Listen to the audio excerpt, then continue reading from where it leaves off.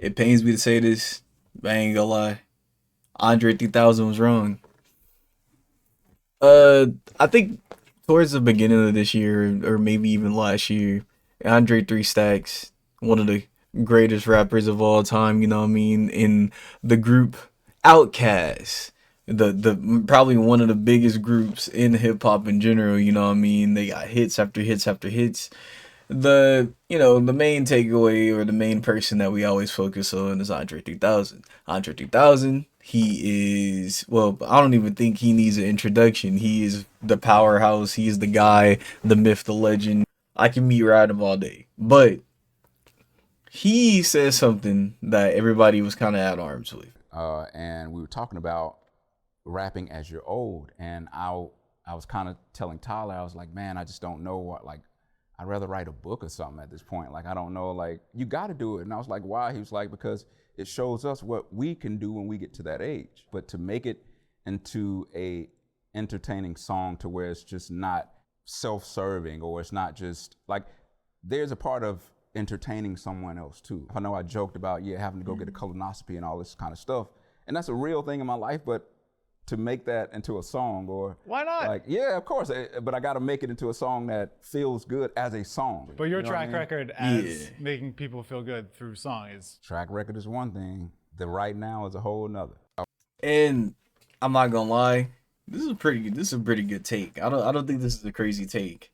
In any other form of media, in any other, you know, entertainment, whatever it is great for the OGs of rap to put the pen down, to stop doing whatever. That's why people retire. You know what I mean? People retire young, people retire old.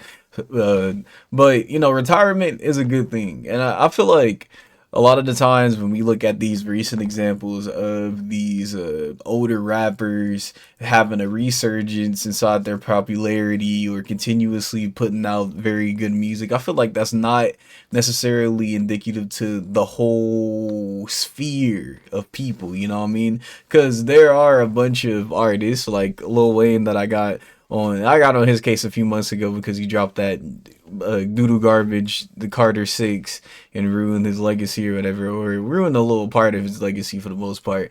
But I feel like it is not crazy to say that some people can just retire or put the pen down or whatever. Because again, Andre 3000, I know he makes a joke about colonoscopy or whatever it is, or you know, but who wants to hear a Andre 3000 album that he feels forced to make because the fans can't let or listen to his older music, you know what I mean? And a lot of the times I feel like with art, especially, again, I'm also doing quote unquote art. YouTube is quote unquote art, but sometimes I don't feel like doing it.